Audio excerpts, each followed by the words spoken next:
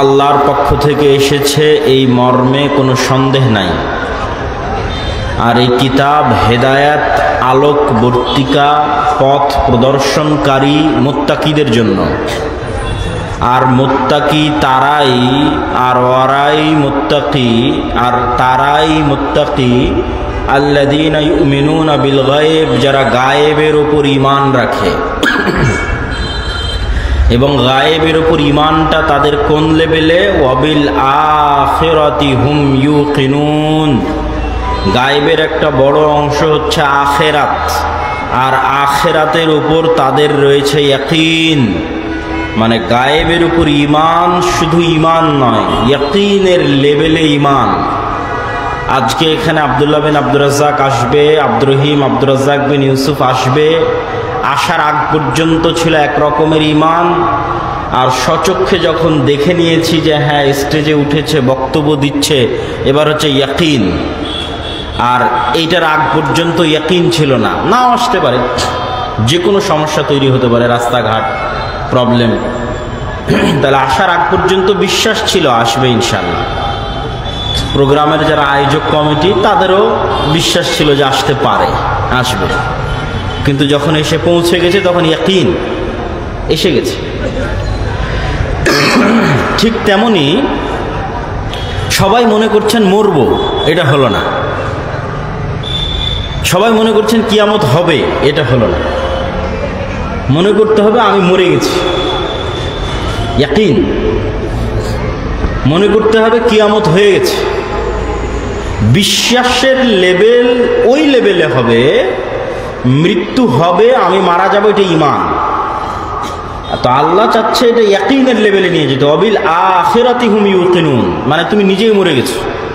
যতক্ষণ মানুষ নিজে না মারা গেছে ততক্ষণ ইয়াকিন হবে না। তো অন্তত মানুষের মনের কল্পনাটা যেন ওই লেভেলে থাকে যে হ্যাঁ আমি মারা গেছি, মারা যাবো এটা না। কিয়ামত হবে এটা না, কিয়ামত হয়ে গেছে। জান্নাত জাহান্নাম আছে, জান্নাত জাহান্নামে যাবো এটা না।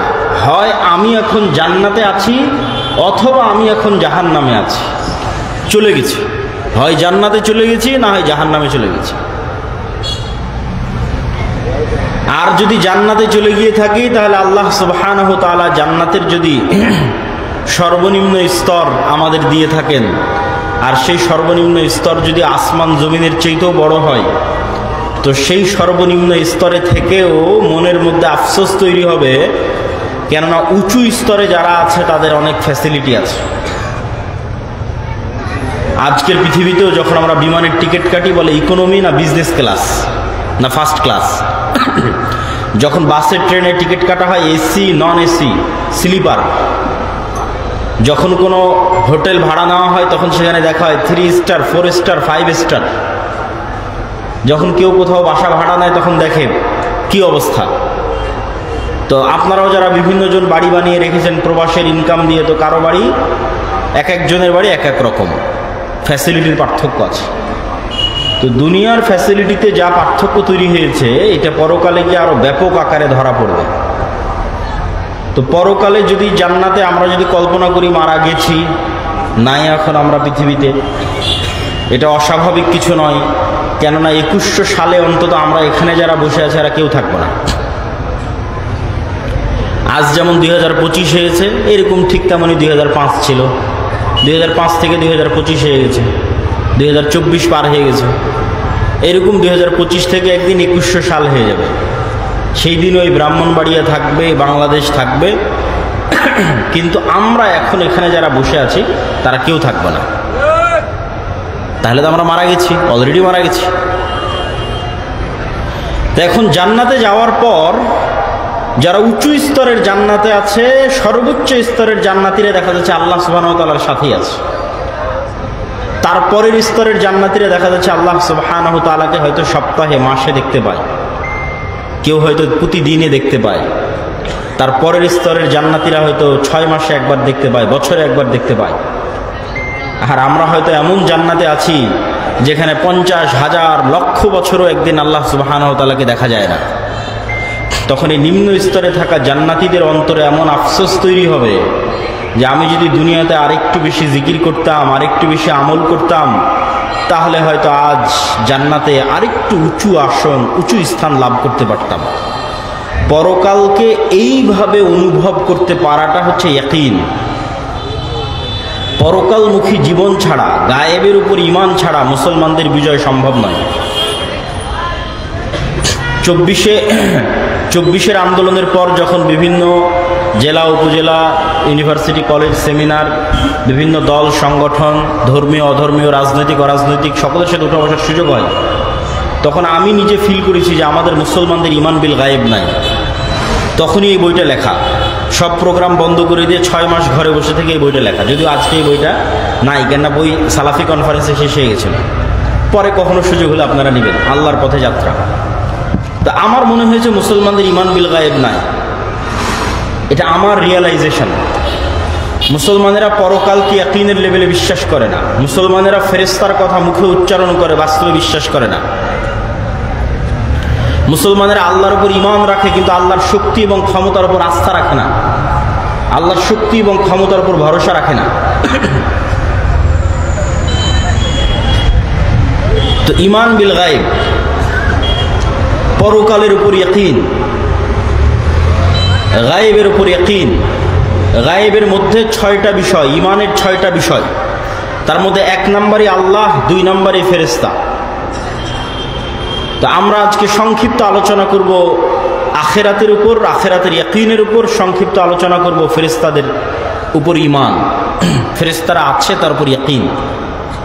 আমরা শুধু মুখেই ছোটবেলা উচ্চারণ করি যে আমানতু বিল্লাহি ওয়া মালাইকাতিহি ওয়া কুতুবিহি ওয়া রাসূলিহি, কিন্তু ফেরেশতার অস্তিত্ব যে এখানে আপনার আশেপাশে আর যারা আছে তাদের অস্তিত্বের চেয়ে বেশি সত্য।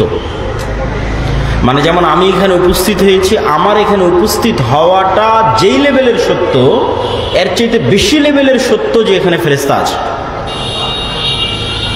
আপনার পিতা, মাতা এবং আপনার সন্তান, আপনার স্ত্রীর অস্তিত্ব যেই লেভেলে সত্য, তার চেয়ে বেশি লেভেলে সত্য যে ফেরেশতা আছে। কিন্তু ওই লেভেলে আমাদের কল্পনা নাই, ওই লেভেলে আমাদের ঈমান নাই। ওইটা মুখ পর্যন্ত সীমাবদ্ধ। অথচ আমাদের আদি পিতা আদম আলাইহিস সালাতু ওয়াস সালাম, প্রথম যখন উনি সৃষ্টি, আল্লাহ সুবহানাহু ওয়া তাআলা তাকে করে, সৃষ্টি হওয়ার পর উনি চোখ খুলে সর্বপ্রথম আরেকজন মানুষকে দেখেননি। যেমন আমরা জন্মের পর চোখ খুলে আরেকজন মানুষকে দেখি, যে হয় মা, না হয় দাদি, না হয় বাপ, জন্মের পর। তারপর এখন পর্যন্ত ওদেরকেই দেখে আসতেছে, বাপ মা, আত্মীয় স্বজন, ভাই বোন, এদেরকেই দেখে আসতেছে এখন পর্যন্ত। বয়স 30, 40, 50 হয়ে গেল। আর আদম আলাইহিস সালাতু ওয়াস সালাম, আমাদের যিনি আদি পিতা, প্রকৃত পিতা, তিনি চোখ খোলার পর প্রথম কোনো মানুষকে দেখেননি। কেন? কোনো পিতা ছিল না, তখন স্ত্রী ছিল না, সন্তান ছিল না। প্রথম দেখেছেন তো ভিন্ন জগতের 2 প্রাণীকে দেখেছেন, একটার নাম ফেরেশতা, একটার নাম জিন। وَإِذْ قَالَ رَبُّكَ لِلْمَلَائِكَةِ إِنِّي جَاعِلٌ فِي الْأَرْضِ خَلِيفَةً وَإِذْ قُلْنَا لِلْمَلَائِكَةِ اسْجُدُوا لِآدَمَ فَسَجَدُوا إِلَّا إِبْلِيسَ أَبَى وَاسْتَكْبَرَ। আমি আল্লাহ ফেরেশতাদের ডাক দিয়ে বললাম, আমি দুনিয়াতে আমার প্রতিনিধি তৈরি করতে চাই। আমি আল্লাহ ফেরেশতাদের ডাক দিয়ে বললাম, উসজুদু লিআদম, আদমকে সিজদা করো। আমি আল্লাহ আদমকে সৃষ্টি করে ফেরেশতাদেরকে সালাম দিতে বললাম। ফেরেশতাদেরকে বলতে বললাম, বলো এই সমস্ত জিনিসের নাম কি? ফেরেশতারা বলতে পারলো না। তাহলে পিতা আদম সৃষ্টির পর সর্বপ্রথম মানুষের সাথে পরিচিত হয়েছে না ফেরেশতার সাথে? বলেন। তাহলে আপনার বন্ধুর অস্তিত্ব বেশি বাস্তব না ফেরেশতার অস্তিত্ব বেশি বাস্তব? ফেরেশতা। আপনার বাবা মায়ের অস্তিত্ব বেশি বাস্তব না ফেরেশতা পৃথিবীতে আছে এটা বেশি বাস্তব? ফেরেশতা। কেন? আপনি যখন সৃষ্টি হয়েছেন তখন আপনি আগে ফেরেশতা দেখেছেন। আপনার পিতা যখন প্রথম সৃষ্টি হয়েছে তখন কি দেখেছে? ফেরেশতা দেখেছে, মানুষ দেখে। আর আমরা ফেরেশতাদেরকে একদম আউট করে দিয়েছি। না, এমন মানুষ দুনিয়ামুখী, বস্তুবাদী, এখানে গায়েব বলে কিছু আছে এইটার বিশ্বাসই নাই মুসলমানদের। ওই মিনুনা বিল গায়েব, অথচ গায়েবের উপর ইয়াকিন লাগবে। গায়েবের উপর ইয়াকিন থাকলেই মুসলমানদের বিজয়। 1 মিনিট 1 সেকেন্ডে বিজয় অর্জন সম্ভব যদি গায়েবের উপর ইয়াকিন থাকে। মুসা আলাইহিস সালাতু ওয়াস সালাম ফেরাউনের কাছে যত দুর্বল ছিল, আজকের গাজার মানুষ ইসরায়েলের কাছে অত দুর্বল নয়।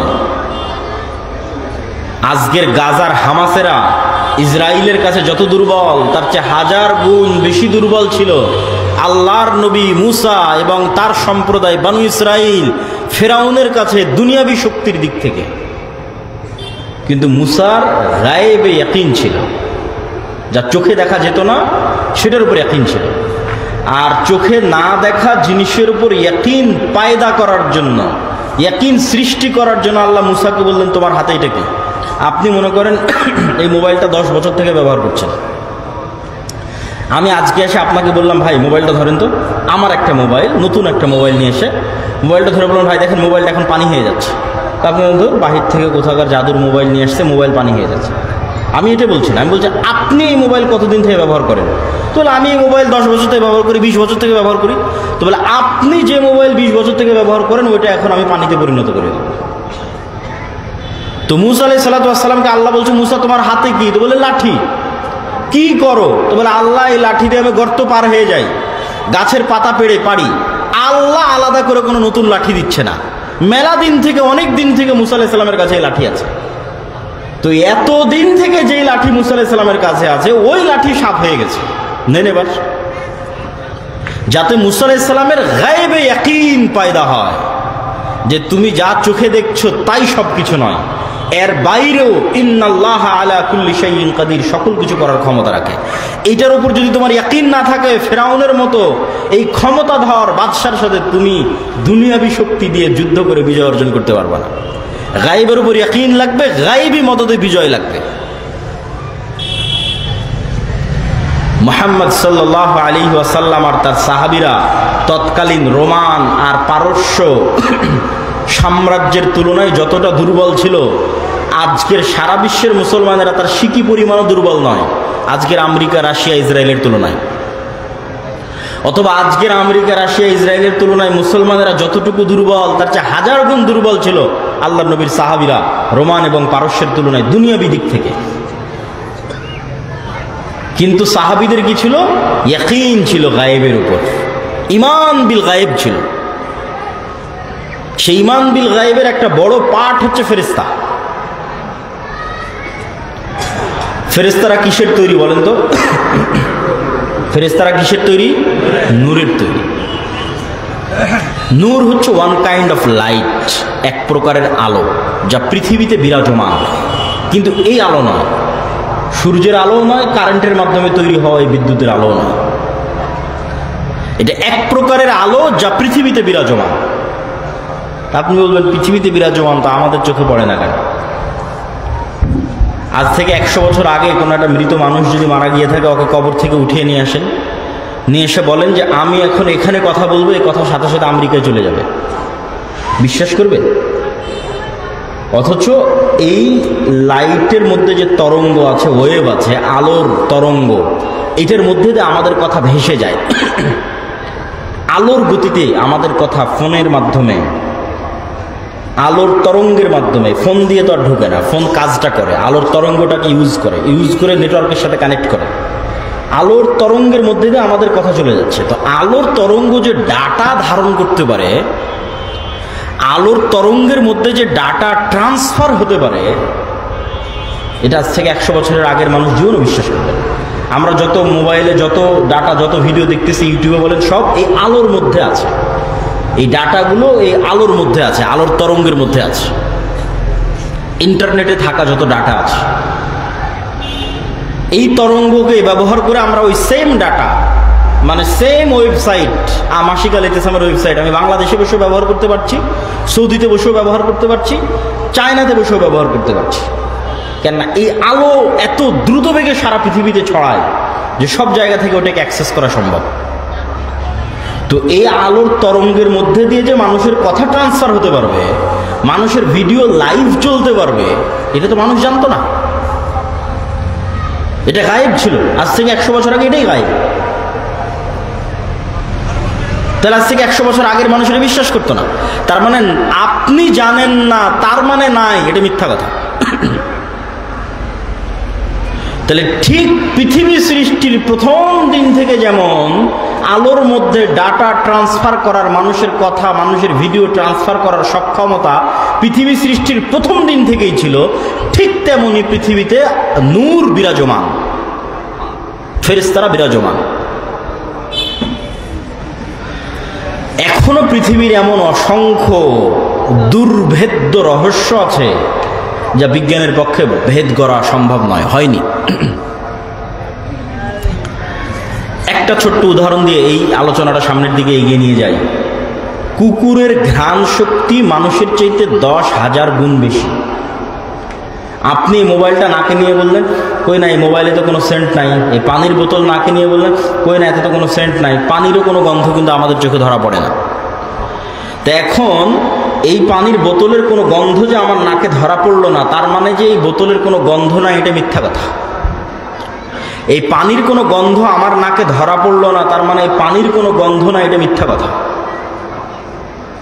মানুষের চাইতে 10,000 গুণ গন্ধ শুঁকতে পারে, ঘ্রাণ নিতে পারে যে প্রাণী, ও তো পানি বহু দূরে থাক, মোবাইল বহু দূরে থাক, জামা কাপড় বহু দূরে থাক, করোনা ভাইরাসের মতো ভাইরাস, ক্যান্সার সেলের মতো সেলের গন্ধ কুকুর নিতে পারে, ওইটার গন্ধ যন্ত্রও নিতে পারে না। মানে কুকুর যেই লেভেলের গন্ধ রিসিভ করে, ওই লেভেলের গন্ধ রিসিভ করার মতো কোনো যন্ত্র পৃথিবীতে আবিষ্কার হয়নি। তাইলে এখন বিজ্ঞানীরা যদি পরীক্ষা করে বলে যে না এই ক্যান্সার সেলের কোনো গন্ধ নাই, এটা মিথ্যা কথা। ওই ক্যান্সার সেলের গন্ধ আছে আল্লাহর সৃষ্টি, কুকুর জানে। আমি মনে হয় কথা বুঝাতে পারি, না বুঝাতে পারলে সেটা আমার ব্যর্থতা। ঠিক পৃথিবীতে এমনও লেভেলের আওয়াজ আছে যেই লেভেলের আওয়াজ মানুষ শোনে না, মানুষের তৈরি করা কোনো যন্ত্রের পক্ষ ধারণ করা সম্ভব নয়। একটা পিঁপড়া চলে যাচ্ছে, আপনি বলেন ওই পিঁপড়ার যাওয়ার তো কোনো আওয়াজ হয় না। ভাই, ওর যাওয়ারও আওয়াজ আছে কিন্তু তুমি শুনতে পাও না, তোমার তৈরি করা কোনো যন্ত্রও শুনতে পায় না, কিন্তু আল্লাহর আর এক সৃষ্টিজীব শুনতে পায়, হাতি শুনতে পায়। এরকম সূক্ষ্ম থেকে সূক্ষ্ম আওয়াজ শোনার মতো আল্লাহর পৃথিবীতে সৃষ্টিজীব আছে। তো ওই রকম সূক্ষ্ম থেকে সূক্ষ্ম লাইট দেখার মতো, আলো দেখার মতো আল্লাহ সুবহানাহু ওয়া তাআলার পৃথিবীতে সৃষ্টিজীব আছে। রাসূলুল্লাহ সাল্লাল্লাহু আলাইহি ওয়াসাল্লাম বলছেন, ইজা সামি'তুম সিয়াহাদ দিকা, যখন তোমরা মোরগের আওয়াজ শোনো, ফাসআলু, তখন আল্লাহর কাছে কল্যাণ চাও। ফাইন্নাহা রাআত মালাকান, কেননা মোরগের দেখার দৃষ্টি শক্তি ওই লেভেলের সূক্ষ্ম যে নূরের আলো মোরগ দেখতে পায়। বলেন আল্লাহু আকবার। রাসূলুল্লাহ সাল্লাল্লাহু আলাইহি ওয়াসাল্লামের হাদিস। তার মানে নূর পৃথিবীতে অস্তিত্বশীল, বিরাজমান। মানুষ যেমন হাজার হাজার বছর জানতো না যে এই আলোর মধ্যে দিয়ে ডাটা ট্রান্সফার করা যাবে, মানুষ যেমন এখনো জানে না যে কত জিনিসের গন্ধ আছে আর কত জিনিসের আওয়াজ আছে, মানুষ তেমন এখনো জানে না কত ধরনের আলো এই পৃথিবীতে বিরাজমান করে, কত ধরনের লাইট এই পৃথিবীতে আছে। রাসূলুল্লাহ সাল্লাল্লাহু আলাইহি ওয়াসাল্লাম বলেন, ওয়াইদা সামি'তুম নাহাকাল হিমার, আর যখন তোমরা গাধার আওয়াজ শোনো তখন আল্লাহর কাছে শয়তান থেকে পরিত্রাণ চাও। ফা ইন্নাহু রাআ শাইতানান, কেননা গাধার যে দৃষ্টিশক্তি এটা হচ্ছে শয়তানের যেই লেভেলের লাইট। শয়তানের লাইট আগুন থেকে তৈরি, ফেরেশতার লাইট নূর থেকে তৈরি, দুইটা ডিফারেন্ট লাইট, ভিন্ন ভিন্ন প্রকারের লাইট। যেমন সূর্যের আলো ভিন্ন, বিদ্যুতের আলো ভিন্ন, ঠিক তেমনি নূরের আলো এবং আগুনের আলো ভিন্ন। তো গাধা কি দেখে? জিন এবং শয়তানকে দেখে। আর এক হাদিস রাসূল সাল্লাল্লাহু আলাইহি ওয়াসাল্লাম বলেছেন, কুকুর জিন এবং শয়তানকে দেখতে পায়। তা আমাদের পৃথিবীতে থাকা আমাদের আশেপাশে যে প্রাণীগুলো ঘুরতেছে, আমি আপনাকে যেভাবে দেখতেছি ওরা আমাদের এভাবে দেখে, এটা না। বিজ্ঞানও বলতেছে এভাবে দেখে না, ওরা নির্দিষ্ট সীমা পর্যন্ত দেখতে পায়। আমি এই 5 ফুট যত ইঞ্চি লম্বা, তারপরে আমার গড়ন মোটা অথবা পাতলা, অথবা মুখে চাপ দাঁড়িয়ে আছে অথবা নাই, আমি দেখতে শ্যামলা অথবা সাদা, আমার নাক লম্বা অথবা বোঁচা, আমার চোখ এরকম, এইগুলো দেখে মানুষ মানুষকে চিনে। সাপ যখন যাতায়াত করে তখন সাপ বুঝতেই পারে না যে কি দেখে সাপ চিনবে এটা মানুষ। কুকুরও আপনাকে ওই চেহারায় দেখে না, কুকুর মাত্র 2 ধরনের আলো দেখতে পায়। তাহলে কুকুর আপনি যে মানুষ এটা চিনে কিভাবে? গন্ধ দিয়ে চিনে, এই যে এটা মানুষ। সেম মানুষকে ওর গন্ধ দিয়ে চিনতে পারবে। তাহলে আমরা যেই লেভেলে মানুষকে দেখি, আল্লাহর সৃষ্টিজীবীরা ওই লেভেলে দেখে না। একা এক সৃষ্টিজীবের মধ্যে আল্লাহ এক এক রহস্য রেখে দিয়েছে। ফুলের যেই লেভেলের ডিজাইন মৌমাছি দেখতে পায়, ওই লেভেলের ডিজাইন পৃথিবীর কোনো যন্ত্র দেখতে পায় না। ফুলের যেই লেভেলের ডিজাইন। পিঁপড়া যখন রাসায়নিক ছিটিয়ে রাস্তা তৈরি করে, আর এক পিঁপড়া ওই রাসায়নিকের দিয়ে তৈরি করা রাস্তা অবলম্বন করে চলে যেতে পারে। তা আল্লাহর সব সৃষ্টিজীবীর এরকম রহস্য আছে। তো কবরের আযাব হয়, কবরের আযাব হচ্ছে, কবরে যে শাস্তি পাচ্ছে আওয়াজ করতেছে, ওই আওয়াজ শোনার ক্ষমতা আমার না, এটা গায়েব। এটার উপর ইয়াকিন লাগবে আল্লাহর সৃষ্টিজীব শুনতে পাচ্ছে। এই গায়েবের উপর ইয়াকিন দরকার। শুধু মুখে বললাম আর পার হয়ে গেলাম, এটা হবে না। এটা দিয়ে কোরআন শুরু হয়েছে, এটাই ঈমান। সম্মানিত উপস্থিতি, নূর যে পৃথিবীতে বিরাজমান অস্তিত্বশীল কিছু, এটার বিষয়ে রাসূলুল্লাহ সাল্লাল্লাহু আলাইহি ওয়াসাল্লাম বলেন, আল্লাহুম্মা জাআল ফি কলবি নূরা, হে আল্লাহ আপনি আমার অন্তরে নূর তৈরি করে দেন। ওয়াফি লিসানি নূরা, আমার জিহ্বায় নূর তৈরি করে দেন। ওয়াফি সামঈ নূরা, আমার কানে নূর তৈরি করে দেন। ওয়াফি বাসরি নূরা, আমার চোখে নূর তৈরি করে দেন। ওয়ামিন ফাওকি নূরা, আমার উপরে নূর তৈরি করে দেন। ওয়ামিন তাহতি নূরা, আমার নিচে নূর তৈরি করে দেন। এভাবে বলতে বলতে ডানে বামে সামনে পিছনে সকল ক্ষেত্রে নূর তৈরি করার জন্য আল্লাহর কাছে দোয়া করতেছেন মুহাম্মদ সাল্লাল্লাহু আলাইহি ওয়াসাল্লাম। তো আপনাদের যেমন চোখের পাওয়ার আছে, বৃদ্ধ বয়স হলে পাওয়ার কমে যায়। কানের যেমন শ্রবণ শক্তি আছে, এটার পাওয়ারও কমে যায়। মেশিন লাগান কানের মধ্যে, চোখে চশমা লাগান। তো এই চোখের পাওয়ার যেমন সত্য, কানের পাওয়ার যেমন সত্য, আপনার চোখে নূর তৈরি হয় এটা তেমন সত্য। আপনার কানে নূর তৈরি হয় এটা তেমন সত্য। আপনার কলবে হৃদয়ে নূর তৈরি হয় এটা তেমন সত্য। এই নূরের ভোল্টেজ কত বেশি কত কম সেটার উপর নির্ভর করছে আপনি শয়তানের সাথে বেশি না ফেরেশতার সাথে বেশি। যেমন ওখানে কত পাওয়ারের লাইট দিয়েছেন, এখানে কত পাওয়ারের লাইট দিয়েছেন, এটার জ্বলার ধরন ওটার জ্বলার ধরন একরকম নয়। তাহলে আমরা এখানে যারা বসে আছি, আমাদের সবার নাকে আর আমাদের সবার কানে, আমাদের সবার চোখে, আমাদের সবার হৃদয়ে নূরের ধরন একরকম নয়, কিন্তু নূর আছে সবার হৃদয়ে কোনো না কোনো লেভেলের, যারা মুমিন কোনো না কোনো লেভেলের নূর আছে। তো এটার বাস্তবতা বোঝাতে গিয়ে আমি বলতেছি যে আপনার চোখের পাওয়ারের বাস্তবতা যেমন, আপনার চোখে নূরের বাস্তবতা তেমন। সম্মানিত উপস্থিতি, নূরের বিষয়ে বলতে গিয়ে আব্দুল্লাহ বিন আব্বাস রাদিয়াল্লাহু তাআলা আনহু থেকে বর্ণিত, তিনি বলেন রাসূলুল্লাহ সাল্লাল্লাহু আলাইহি ওয়াসাল্লাম বলেছেন, আল্লাহুম্মা আউযু বিনূরি ওয়াজহিকাল্লাযী আশরাকাত লাহুদ যুলুমাত। নূর কি? নূর হচ্ছে আল্লাহর চেহারার হিজাব। হিজাবুহুন নূর লাউ কাশাফাহু, আল্লাহর সৃষ্টিজীব, আল্লাহ যে আসমান জমিন এবং লক্ষ কোটি সৃষ্টিজীব, পশু জীবজন্তু জানোয়ার ফেরেশতা মানুষ জিন সৃষ্টি করেছে, 7 আসমান 7 জমিন সৃষ্টি করেছে। এই আল্লাহর সৃষ্টিজীব আর আল্লাহ, এই দুইটার মধ্যে আড় হচ্ছে নূর। নূর দিয়ে আল্লাহ নিজেকে আড়াল করে রেখেছে। হিজাবুহুন নূর, আল্লাহর হিজাব, আল্লাহর পর্দা হচ্ছে নূর। লাউ কাশাফাহু, যদি আল্লাহ নূর সরিয়ে নিতেন, পৃথিবীতে বিরাজমান নূর, আসমান ও জমিনে বিরাজমান নূর যদি আল্লাহ সুবহানাহু ওয়া তাআলা সরিয়ে নিতেন, তাহলে আল্লাহ সুবহানাহু ওয়া তাআলার চেহারার তাজাল্লিতে আসমান এবং জমিন জ্বলে পড়ে ছারখার হয়ে যেত। এই জন্য রাসূলুল্লাহ সাল্লাল্লাহু আলাইহি ওয়াসাল্লাম বলছেন, আল্লাহর নূর হচ্ছে আশরাকাত লাহুজ যুলুমাত, পৃথিবীর সকল অন্ধকার আলোকিত হয়ে গেছে আল্লাহ সুবহানাহু ওয়া তাআলার চেহারা যেই নূর দিয়ে ঢাকা আছে, সেই নূর দিয়ে। ওয়া সালাহা আলাইহি আমরুদ দুনিয়া ওয়াল আখিরাহ, আসমান এবং জমিনের সকল বিষয়ে এই নূরের উপর নির্ভরশীল। তাহলে নূর পৃথিবীতে অতি অস্তিত্বশীল বাস্তব একটি জিনিস। সম্মানিত উপস্থিতি, আল্লাহ নিজেকে আসমান এবং জমিনের নূর বলে দাবি করেছে পবিত্র কোরআনে। আল্লাহু নূরুস সামাওয়াতি ওয়াল আরজ।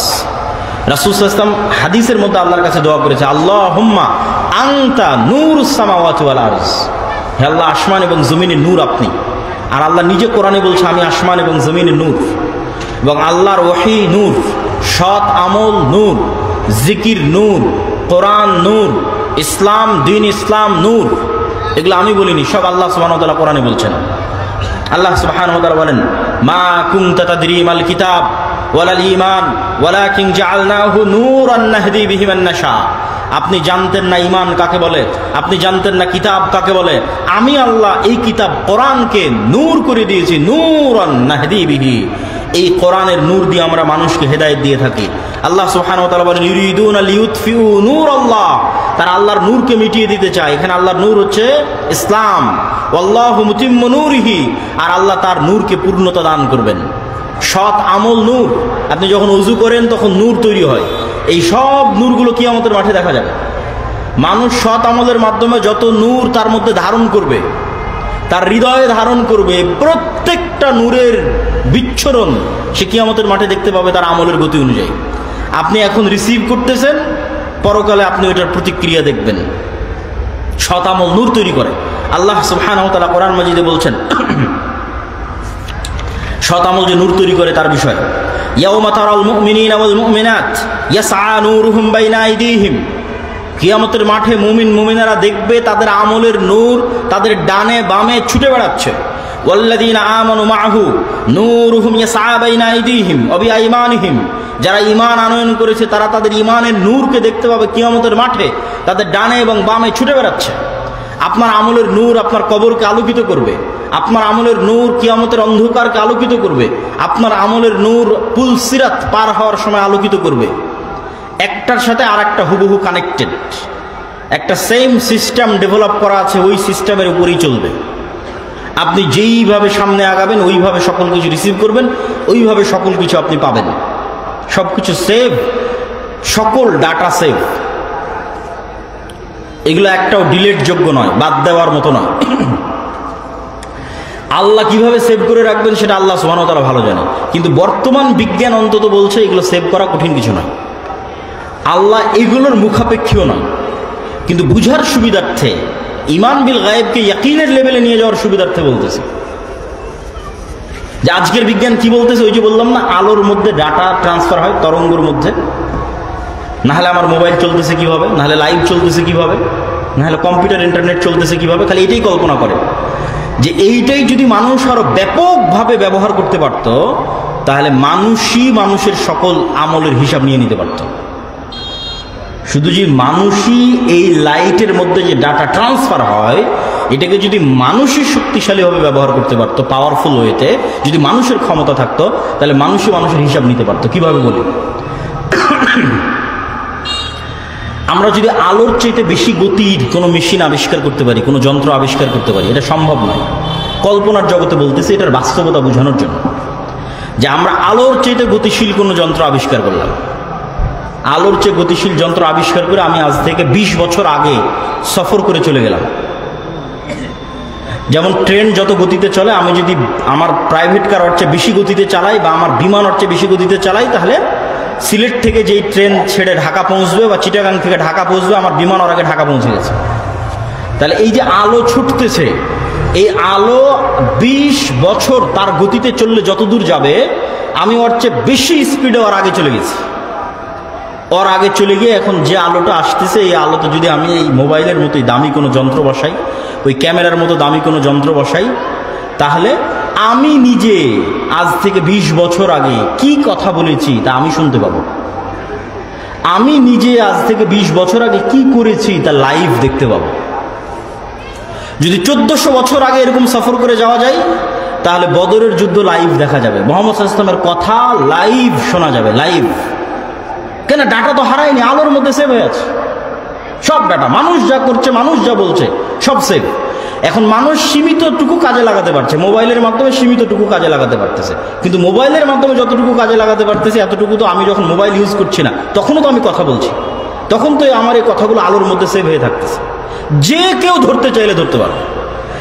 আল্লাহ এইটার মুখাপেক্ষে আমি এটা বলতেছি না, কিন্তু এটা কত বাস্তব সেটা বোঝাচ্ছে, এটা কত সত্য সেটা বোঝাচ্ছে, যে আমাদের কিছুই হারানো সম্ভব নয়, একটা কথাও হারানো সম্ভব নয়, আমাদের একটা কাজও হারানো সম্ভব নয়, সব আলোর মধ্যে সেভ হয়ে আছে। মানুষের যদি ক্ষমতা থাকতো, মানুষ মানুষের হিসাব নিয়ে নিত। কাফা বিনাফসিকাল ইয়াউমা আলাইকা হাসিবা, আজকে তোমার হিসাবের জন্য তুমিই যথেষ্ট। সম্মানিত উপস্থিতি, তাহলে কিয়ামতের মাঠে মানুষ তার আমলের নূরকে দেখতে পাবে। যারা উজু করেছে ওদের অঙ্গ প্রত্যঙ্গগুলো কিয়ামতের মাঠে আলোকোজ্জ্বল হয়ে থাকবে। এই নূরের তৈরি হচ্ছে ফেরেশতা। তো ফেরেশতাদের সম্পর্কে আমাদের ঈমান এবং সাহাবীদের ঈমানের মধ্যে পার্থক্য দেখেন, যে আমাদের ঈমান এবং সাহাবীদের ঈমানের মধ্যে পার্থক্য ফেরেশতাদের বিষয়। জাবের রাদিয়াল্লাহু তাআলা আনহু থেকে বর্ণিত, তিনি বলেন রাসূলুল্লাহ সাল্লাল্লাহু আলাইহি ওয়াসাল্লাম বলেন, সাদ বিন মুআজ একজন বিখ্যাত আনসারী সাহাবী, আউস এবং খাজরাজ গোত্রের প্রধান, খন্দকের যুদ্ধে শহীদ হয়েছে। রাসূল সাল্লাল্লাহু আলাইহি ওয়াসাল্লাম বলছেন তার মৃত্যুতে ইহতাজ্জা লাহু আরশুর রহমান, রহমানের আরশ কেঁপে উঠেছে। ওয়া ফুতিহাত লাহু আবওয়াবুস সামা, আসমানের সকল দরজাগুলো খুলে দেওয়া হয়েছে। ওয়া শাহিদাহু সাবউনা আলফাম মিনাল মালায়েকা, আর সাদ বিন মুআজের জানাজায় ৭০,০০০-এরও বেশি ফেরেশতা অংশগ্রহণ করেছে। এটা রাসূল সাল্লাল্লাহু আলাইহি ওয়াসাল্লাম সাহাবীদের বলতেছে। জাবের রাদিয়াল্লাহু তাআলা আনহুর পিতা উহুদ যুদ্ধে মারা গেছে, উনি পিতার লাশের পাশে দাঁড়িয়ে কাঁদতেছে। রাসূল সাল্লাল্লাহু আলাইহি ওয়াসাল্লাম বলছে, লা তাবকি, কাঁদো না। মা জালাতিল মালাইকাতু তুজিল্লুহু বিআজনিহাতিহা, তোমার বাবাকে অসংখ্য ফেরেশতা তোমার বাবার লাশকে ছায়া দিয়ে আছে। বলেন আল্লাহু আকবার। তাহলে জাবের রাদিয়াল্লাহু তাআলা আনহুর ফেরেশতার উপর বিশ্বাসের লেভেল, সাহাবীদের ফেরেশতার উপর বিশ্বাসের লেভেল, আর আমাদের ফেরেশতার উপর বিশ্বাসের লেভেল পার্থক্য করবেন। আবু সাঈদ খুদরী রাদিয়াল্লাহু তাআলা আনহু বলছে, উসাইদ বিন হুযাইর নামে একজন সাহাবী রাতের অন্ধকারে কোরআন তেলাওয়াত করতেছে, পাশে ছোট বাচ্চা শুয়ে আছে। তার কোরআন তেলাওয়াতে তার ঘোড়া লাফাচ্ছে, ঘোড়ার লাফানিতে বাচ্চা আহত হতে পারে আশঙ্কায় কোরআন তেলাওয়াত থামিয়ে দিয়েছে। কোরআন তেলাওয়াত থামাতে ঘোড়াও থেমে গেছে, আবার কোরআন তেলাওয়াত করেছে, আবার ঘোড়া লাফানো শুরু করেছে। তিনবার এরকম হওয়ায় উনি কোরআন তেলাওয়াত পার্মানেন্টলি স্টপ করে দিয়েছে। পরের দিন সকালে রাসূল সাল্লাল্লাহু আলাইহি ওয়াসাল্লামের কাছে গিয়ে যখন শোনালো, রাসূল সাল্লাল্লাহু আলাইহি ওয়াসাল্লাম বললেন, তিলকাল মালাইকা দানাত লিসাউতিক, তোমার কোরআন তেলাওয়াতে ফেরেশতারা একত্রিত হয়ে যাচ্ছিল, আর ওই ফেরেশতাদেরকে আল্লাহর ঘোড়া দেখতে পাচ্ছিল। বলেন আল্লাহু আকবার। তুমি যদি সকাল পর্যন্ত কোরআন তেলাওয়াত করতে থাকে তাহলে মানুষও ফেরেশতাদের দেখে নিত। আব্দুল্লাহ বিন আব্বাস বলছেন, এক যুদ্ধে একজন মুসলিম এক মুশরিকের পেছন ধাওয়া করতেছে। ধাওয়া করতে করতে ওই মুশরিককে আঘাত করার আগেই মুশরিক উল্টে পড়ে আহত হয়ে তার ক্ষত স্থান থেকে রক্ত বের হচ্ছে। তো সাহাবী তো হতবাক, আমি একে মারার জন্য আসলাম, মারতেই পারলাম না, তার আগেই উল্টে পড়ে থাকলো, মারলোকে তাকে তো দেখতে পাই না। সাহাবী রাসূলুল্লাহ সাল্লাল্লাহু আলাইহি ওয়াসাল্লামকে ঘটনা খুলে বলতেছে। আল্লাহ নবী বললেন, সাদাক্তা যালিকা মিন মাদাদিস সামাই সালিসা, তুমি সত্য বলেছো, ওটা ছিল তৃতীয় আসমান থেকে আসা ফেরেশতার আক্রমণ। সাদ বিন আবি ওয়াক্কাস রাদিয়াল্লাহু তাআলা আনহু বলছেন, উহুদের দিন আমার ডানে এবং আমার বামে দুইজন সাদা পোশাকধারী বীর বিক্রমে যুদ্ধ করতেছে। এই সাদা পোশাকধারীকে আমি জীবনে আগেও কোনোদিন দেখিনি, পরেও কোনোদিন দেখিনি। রাসূল সাল্লাল্লাহু আলাইহি সাল্লামকে যখন এই ঘটনা শোনালাম, আল্লাহর নবী বললেন, এরা ছিল জিবরাইল আর মিকাইল। বলেন আল্লাহু আকবার। উহুদের যুদ্ধে জিবরাইল এবং মিকাইল অবতীর্ণ হয়েছিল যুদ্ধ করার জন্য। এগুলো শুধু হাদিস বলতেছি তা না, কোরআনের আয়াতেও আছে, কোরআনের আয়াতও পড়ব। আয়েশা রাদিয়াল্লাহু তাআলা আনহা বলছেন, খন্দকের যুদ্ধ থেকে রাসূল সাল্লাল্লাহু আলাইহি ওয়াসাল্লাম ফিরে এসেছে। ফিরে এসে উনি ওনার অস্ত্র রেখে দিয়ে গোসল করেছে। ওয়াজা আস-সিলাহ ওয়াগতাসালা, ইতিমধ্যে জিবরাইল আলাইহিস সালাতু ওয়াস সালাম এসে বলছে যে, ওয়াজা আতুমুস সিলাহ নাহনু লাম নাজা, আপনি অস্ত্র রেখে দিয়েছেন, আমরা তো রাখিনি।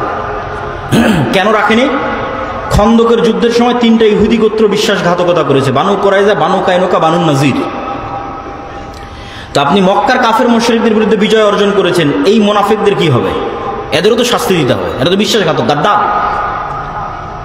তো আল্লাহ নবী তখন সাহাবীদের বললেন, চলো এই 3 ইহুদি গোত্রের শাস্তি নিশ্চিত করতে হবে। যুদ্ধ এখনো শেষ হয়নি। জিবরাইল বলছে। আনাস রাদিয়াল্লাহু তাআলা আনহু বলছেন, কাআন্নী আনজুরু ইলাল গবারি সাতিআন ফি যুকাকি বানি গানাম।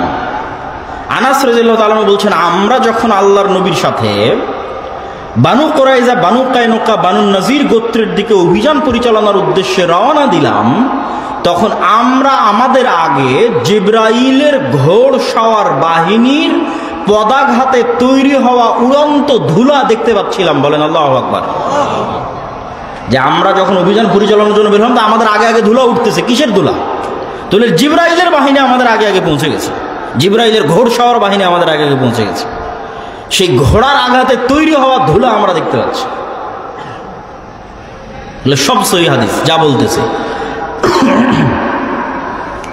এবার কোরআনের আয়াত বলি। আল্লাহ সুবহানাহু ওয়া তাআলা সূরা আনফালের মধ্যে, সূরা আলে ইমরানের 124-125-এর মধ্যে, সূরা আহজাবের 33 নম্বর আয়াতের মধ্যে এগুলোর ক্ষেত্রে আল্লাহ সুবহানাহু ওয়া তাআলা ফেরেশতা অবতীর্ণ করেছেন বহু যুদ্ধে মুহাম্মদ সাল্লাল্লাহু আলাইহি ওয়াসাল্লামের সহযোগিতায়, তার স্পষ্ট ঘোষণা দিয়েছেন।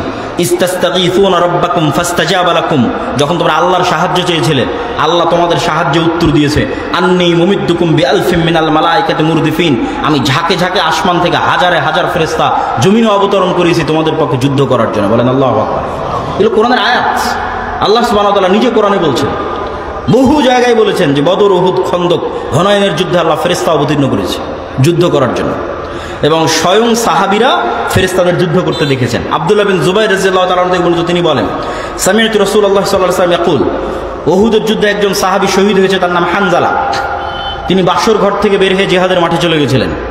তার স্ত্রীর ভাষ্য অনুযায়ী তারপর গোসল ফরজ ছিল। সাহাবীরা যখন আল্লাহর নবীকে এই সংবাদ দিলেন, আল্লাহর নবী বলেন ইন্না সাহিবাকুম তুগাসসিলুহুল মালায়েকা, আরে তোমরা হানজালাকে কি গোসল দিবা, তোমাদের আগে ফেরেশতারা গোসল দিয়ে ফেলেছে। বলেন আল্লাহু আকবার। তো নেন, এবার সাহাবীদের বিশ্বাস কোন লেভেলে যে ফেরেশতা আছে, একজন মানুষকে গোসল দেওয়া লাগবে, আল্লাহ নবী বলছে ফেরেশতা গোসল দিয়ে ফেলছে। আর এবার আমাদের ঈমান যাচাই করেন যে ফেরেশতা আছে, আমরা বিশ্বাস করি কিনা আদৌ যে ফেরেশতা আছে। মুখে বলেছি আমানতু বিল্লাহি ওয়া মালাইকাতিহি, আল্লাহর উপর ঈমান, ফেরেশতার উপর ঈমান, বাস্তবে আমাদের ইয়াকিন নাই, ঈমান বিল গায়ব নাই। ঈমান বিল গায়ব নাই দেখেই তো মন্দির পাহারা দিয়ে আমাদের ক্ষমতা দখল করতে হচ্ছে।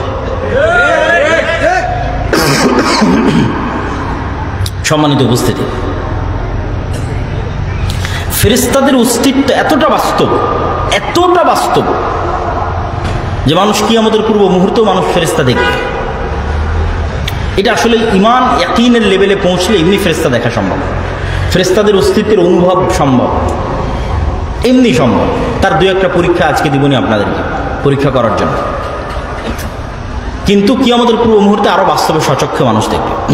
ঈসা আলাইহিস সালাতু ওয়াস সালাম কাদের কাঁধে ভর দিয়ে নামবেন? ফেরেশতাদের কাঁধে ভর দিয়ে নামবেন।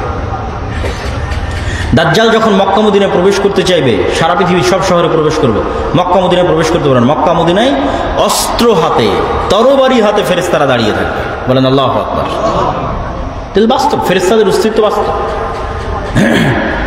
আমাদের ঈমানের মূল ভিত্তি ফেরেশতা। কেন মূল ভিত্তি ফেরেশতা? নবী তো নবী হওয়াই সম্ভব না যদি আল্লাহর পক্ষ থেকে ফেরেশতা না আসে। আর আসমানের সাথে যোগাযোগ তো এত কঠিন নয়।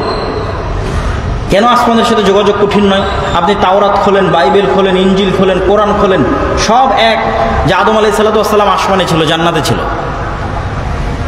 তো আসমান থেকে আদম আলাইহিস সালামকে দুনিয়াতে নামানো হয়েছে, তার মানে তো আগে থেকে আমাদের আসমানের সাথে সম্পর্ক।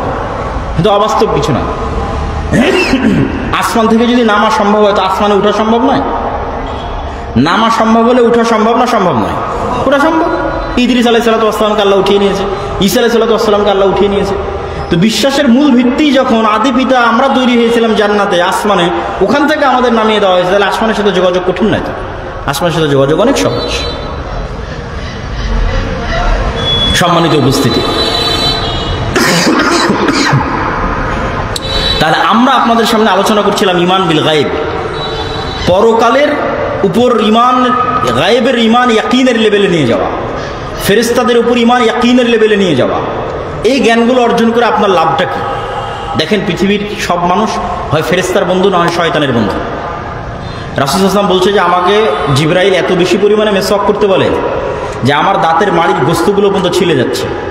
তো আল্লাহ নবীর এত সুন্দর পবিত্র মুখের গন্ধ যদি জিবরাইলকে কষ্ট দেয়, তাহলে আপনারা যারা এখানে বসে আছেন বা আশেপাশে ব্রাহ্মণবাড়িয়া কসবার যে মানুষগুলো রাত দিন বিড়ি সিগারেট খাচ্ছে, ওদের ধারে কাছে ফেরেশতা আসবে?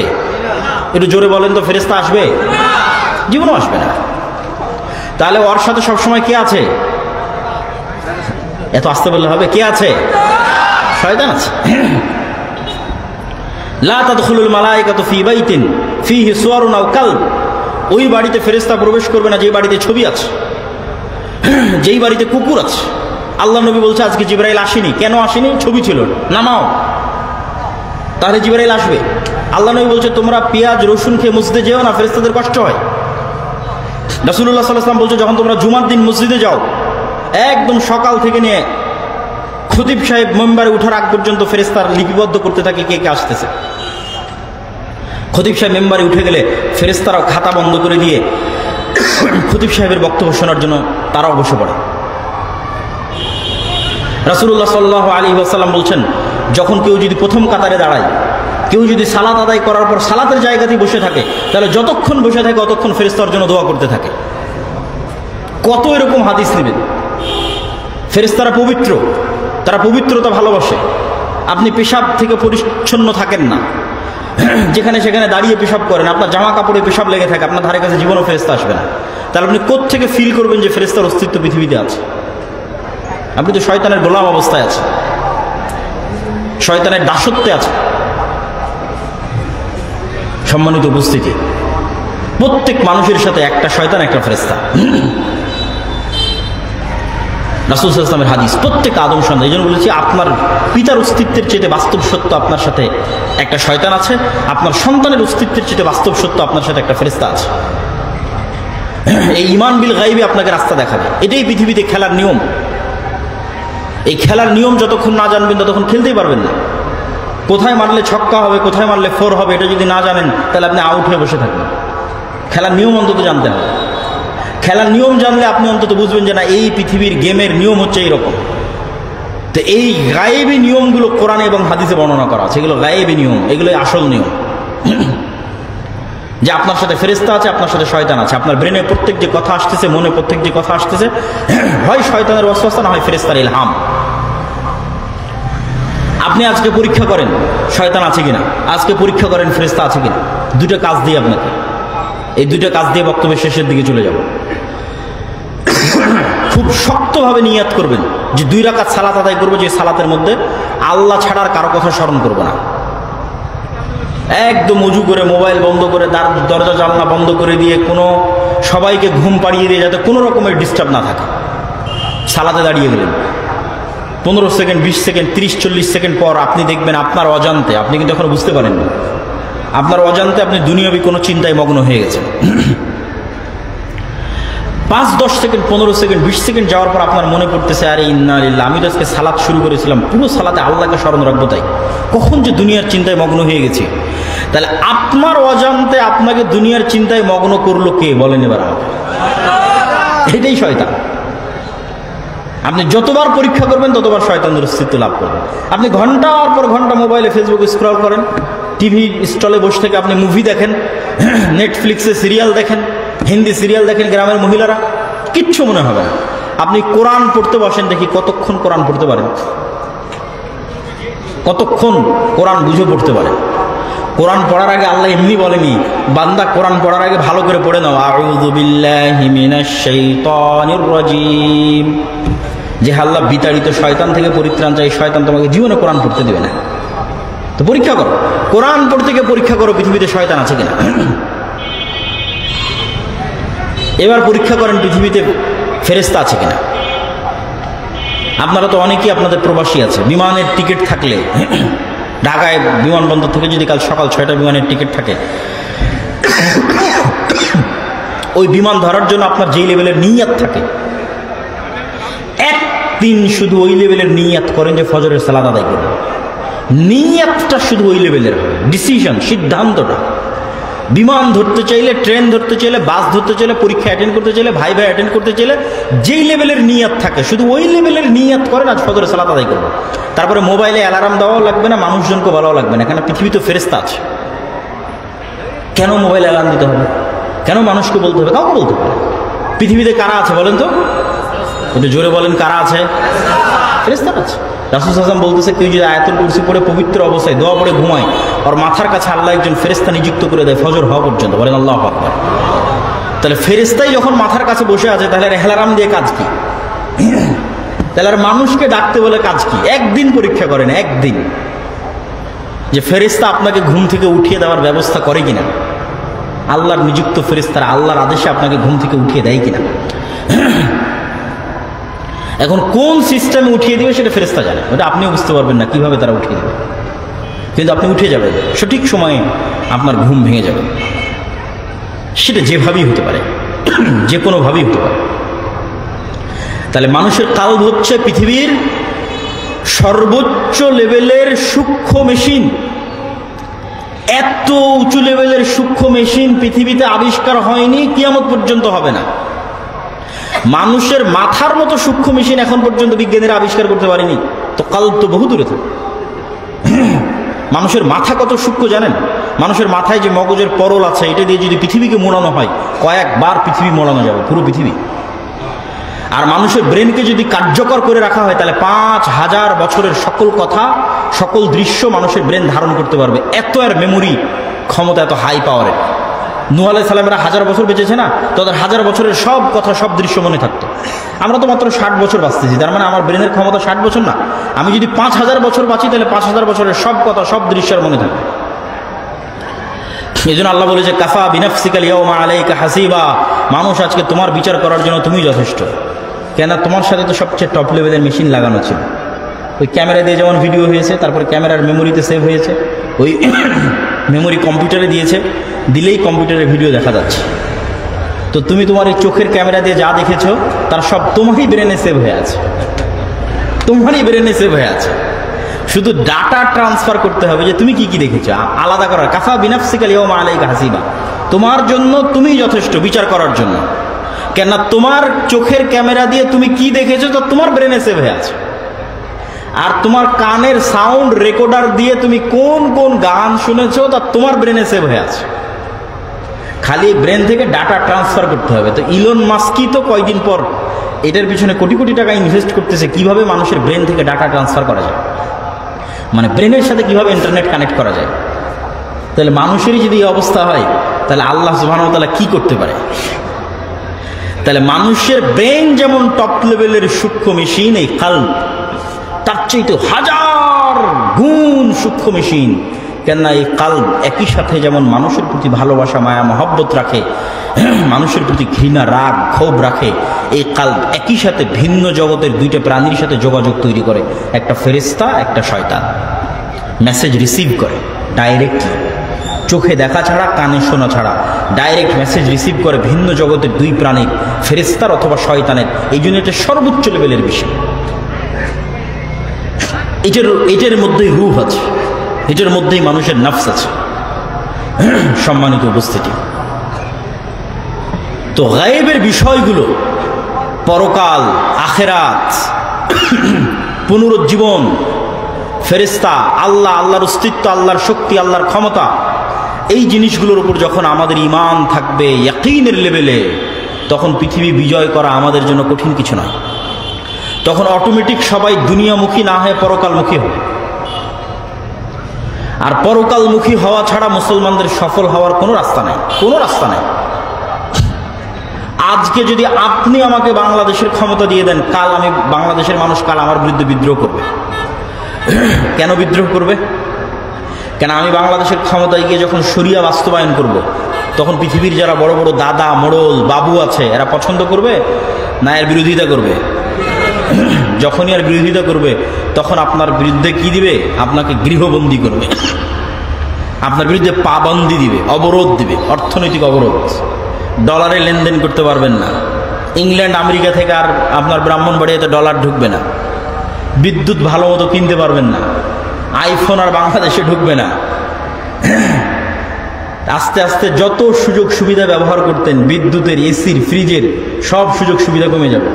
এবার সব সুযোগ সুবিধা যখন কমে যাবে, পরের দিন ব্রাহ্মণবাড়িয়ার মানুষে মিছিল করবে, তোমার রাখো ইসলাম, দরকার নাই, আগে আমার এই দুনিয়াবী সুযোগ সুবিধার দরকার। অতএব সেকুলাররা ক্ষমতায় আছে, এরাই থাক। এই জন্য আপনি ক্ষমতায় গিয়ে ইসলাম প্রতিষ্ঠা করতে পারবেন না যতক্ষণ না মানুষের ইমান বিল গায়েব তৈরি হবে, পরকালকে বাস্তব মনে করতে পারবে, দুনিয়া কিছুই না। ওই পরকালের উপর যখন ইয়াকিন থাকবে, তখন দুনিয়া কিছু না। তখন আসহাবুল উখদুদের মতো আগুন, জ্বলন্ত আগুনে লাফ দিতে দ্বিধা করবে না। ওয়ামা নাকামু মিনহুম ইল্লা ইউমিনু বিল্লাহিল আজিজিল হামিদ। এই আসহাবুল উখদুদ, যাদের কথা সূরা বুরুজে বর্ণনা করা আছে, এদেরকে জ্বলন্ত আগুনে নিক্ষেপ করা হচ্ছে কোনো কারণে নয়।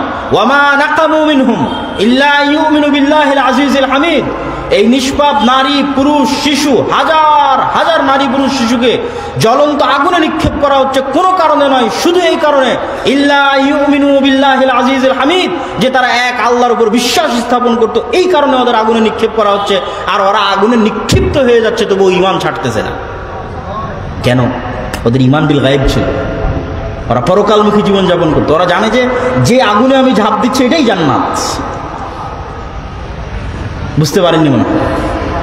আর আমাদের ঈমান যে লেভেলে, আমরা বলবো বাবারে বাবা, ওর চেয়ে এসি রুম ভালো আছে।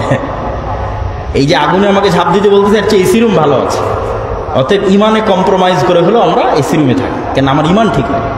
আর যখন আমার ইয়াকিনের লেভেলে চলে আসবে ঈমান, যখন আমি দেখতে পাবো যে এই আগুনের মধ্যেই তো আমি জান্নাত দেখতে পাচ্ছি, তা আসহাবুল উখদুদ ঝাঁপ দেয়নি, তখন আর ইসলাম প্রতিষ্ঠা হতে সময় লাগে নাকি? তখন আর ইসলাম প্রতিষ্ঠা হতে সময় লাগে। এই জন্য দেখবেন মুসলমানদের অন্তর মুনাফিকিতে পরিপূর্ণ। এটা বলে বক্তব্য শেষ করবো। 5 ওয়াক্ত সালাত আদায়কারী অনেক আছে, সিয়াম পালনকারী অনেক আছে, হাজি অনেক আছে। শুধু কি হাজি, নামাজি, দানবীর, প্রধান অতিথি, বিশেষ অতিথি, তাহাজ্জুদ গুজারও ছিল গত 16 বছর। ছিল না? ছিল। কত ওসি, ডিসি, এসপি, মন্ত্রী, মিনিস্টার, টিওনো, এসিল্যান্ড নেবেন, এরা সব নামাজি, হাজি, ওমরাকারী, কিন্তু এরা সবাই নিজ নিজ দায়িত্বের চরম লেভেলের মিথ্যুক। আপনি বাংলাদেশের একটা কোর্টে যান, যেই কোর্টে গিয়ে বলতে পারবেন কত % আইনজীবী সত্যবাদী আছে? সবাই নামাজি, অন্তত 50% নামাজি, অন্তত 70% ওমরা হজ করেছে, অন্তত 80% কোনো না কোনো মসজিদ মাদ্রাসার সাথে সম্পৃক্ত আছে। তাহলে এদের অন্তরে ঈমান ঢোকেনি। ঈমান ঢুকলে মিথ্যা বলা সম্ভব নয়, ঈমান ঢুকলে অন্যায় করা সম্ভব নয়। সব মুনাফিক। এই জন্য বেশিরভাগ মুসলমান মুনাফিক।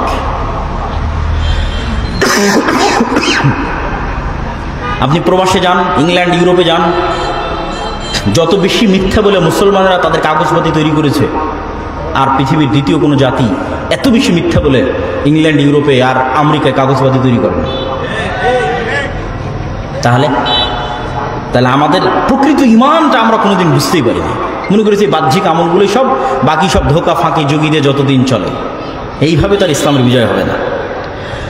লা ঈমান আল ঈমান লা আমানাত লাহু, যার আমানত নাই, যার ন্যায়পরায়ণতা নাই, ওর অন্তরে ঈমানই ঢোকেনি। ঈমান বিল গায়েবই তৈরি হয়নি, পরকালের উপর ইয়াকিনই তৈরি হয়নি। এই জন্য মিথ্যা বলছে, মানুষকে ধোকা দিচ্ছে, দুর্নীতি করছে। সম্মানিত উপস্থিতি, এই জন্য আল্লামা ইকবাল বলেছিলেন, সবক ফিরসে পড় সাদাকত কা, শুজাআত কা, আদালত কা, লিয়া যায়েগা তুঝসে কাম, দুনিয়া কি ইমামত কা।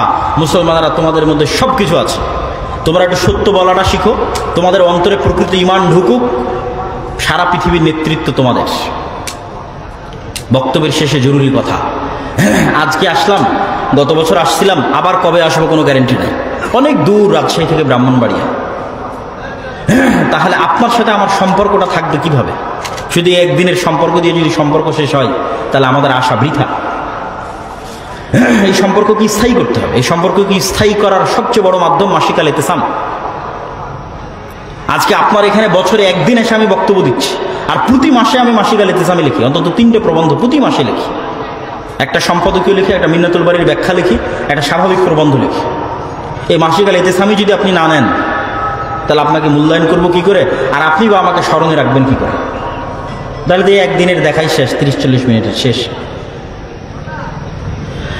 2 নম্বর স্থায়ী সম্পর্ক তৈরি করার ওয়ে হচ্ছে আমাদের বই পুস্তকগুলো।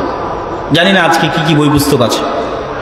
শেখ আব্দুর রাজ্জাক বিন ইউসুফের সালাত হোক, দোয়া হোক, আমাদের মিন্নাতুল বাড়ি হোক, আব্দুর রহিমের হোক, যদিও নতুন যেটা সেটা হয়তো নাই, ফিলিস্তিন হোক, এই বই পুস্তকগুলো যদি আপনার বাড়িতে থাকে, তাহলে এটাও একটা স্থায়ী সম্পর্ক। ওখান থেকে আপনি প্রতিনিয়ত জ্ঞান অর্জন করতে পারবেন। এই 40 মিনিট আমি আপনাকে আর কতটুকু জ্ঞান দিতে পারবো। 3 নম্বর স্থায়ী সম্পর্ক তৈরির রাস্তা হচ্ছে মসজিদ ভিত্তিক মক্তব শিক্ষা। ব্রাহ্মণবাড়িয়া থেকেও যদি রাজশাহীতে মক্তব ট্রেনিংয়ের জন্য যায়, যাতায়াত খরচ আমরাই দেব। 600 মক্তবের ইমামের যাতায়াত খরচ দিতে পারেছি, ব্রাহ্মণবাড়িয়ার মানুষের দিতে পারবো না। 600 মক্তবের শিক্ষকরা রাজশাহীতে গিয়ে 1 সপ্তাহ করে থেকে ট্রেনিং নিয়েছে, তাদের থাকা খাওয়ার ব্যবস্থা করতে পেরেছি, ব্রাহ্মণবাড়িয়ার মানুষের পারবো না? পারবো ইনশাল্লাহ। কিন্তু ব্রাহ্মণবাড়িয়ার মানুষ শুধু প্রোগ্রামই চাইলো, একদিনও মক্তবের ট্রেনিংয়ে কাউকে পাঠালো না। সবাই স্টেজে আছে, আফসোস করে বলতেছে, খালি প্রোগ্রামই চাইলো, কিন্তু কোনোদিন কাউকে মক্তব ট্রেনিংয়ে পাঠাতে পারলো না, মক্তব চালু করতে পারলো না। বা আমরা যে এখন সারা বাংলাদেশে মক্তব জাতীয় প্রতিযোগিতা আয়োজন করতেছি, যেটা আমাদের একটা বাংলাদেশের জাতীয় টিভি চ্যানেলে রমজান মাসে প্রচারিত হবে, তো আপনাদের ছেলেমেয়েরা সেখানে পারফরমেন্স করবে, গ্রামগঞ্জের মক্তব থেকে উঠে আসা ছেলেমেয়েরা পারফরমেন্স করবে। এটা বাংলাদেশের ইতিহাসে প্রথম মক্তব প্রতিযোগিতা। এবং সর্বশেষ যেটার মাধ্যমে আমাদের সাথে স্থায়ী সম্পর্ক করতে পারবেন, সেটা যে জামিয়া সালাফিয়ার সাথে মুআদালা, অধিভুক্তকরণ, অ্যাফিলিয়েশন। আমাদের সিলেবাসে আপনার শিক্ষা প্রতিষ্ঠান পরিচালিত হলে আমরা নিজ দায়িত্বে আপনার এখানে আসবো, নিজ দায়িত্বে আপনার খোঁজ খবর রাখবো, সম্মানিত উপস্থিতি। আর কোনোটাই যদি সম্ভব না হয় তাহলে মাসিক আল ইতিসাম মিস দেওয়া যাবে। মনে করেন একটাও সম্ভব হলো না, তাহলে প্রতি মাসে মাসিক আল ইতিসামে আমরা 3টে প্রবন্ধ লিখতেছি। আপনার একদিনের নাস্তার বিল 1 মাসের মাসিক আল ইতিসাম, মানে একদিন আপনি নাস্তায় পেঁয়াজি পুরিতে যা খরচ করবেন, চটপটি অথবা হালিম খেতে যা খরচ করবেন, ওইটার দাম পুরো মাসের একটা মাসিক আল ইতিসাম, আপনার একদিনের নাস্তার বিল। আর সর্বোপরি আগামী 30-31 জানুয়ারি যদি দেশের পরিস্থিতি ঠিক থাকে, তাহলে আল জামিয়া সালাফে রূপগঞ্জ নারায়ণগঞ্জ সালাফি কনফারেন্স, আপনাদের সকলের দেশ বিদেশের বক্তারা থাকবে, আপনাদের উপস্থিত হওয়ার উদাত্ত আহ্বান থাকলো, বলেন ইনশাআল্লাহ। এই বলে আমার সংক্ষিপ্ত বক্তব্য এখানেই শেষ করছি। বইগুলো মাসিক আল ইতিসাম এগুলো মূল্যায়ন করার চেষ্টা করবেন। আসসালামু আলাইকুম ওয়া রাহমাতুল্লাহি ওয়া বারাকাতুহু। সুবহানাকাল্লাহুম্মা ওয়া বিহামদিকা আশহাদু আল্লা ইলাহা ইল্লা আনতা আস্তাগফিরুকা ওয়া আতুবু ইলাইক।